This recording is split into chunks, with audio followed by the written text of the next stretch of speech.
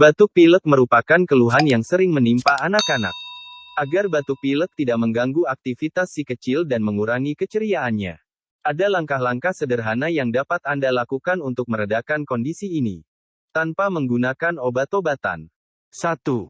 Pastikan tidurnya cukup. 2. Berikan lebih banyak air putih. 3. Oleskan balsam khusus anak. 4. Berikan madu. Anda bisa gunakan madu asalama untuk bantu meredakan batuk si kecil. Dengan kandungan madu, jahe, zaitun, propolis, pegagan, daun mint, temulawak, dan habatus sauda, insya Allah berkhasiat membantu penyembuhan batuk si kecil Anda. Cocok juga untuk mengobati batuk orang dewasa.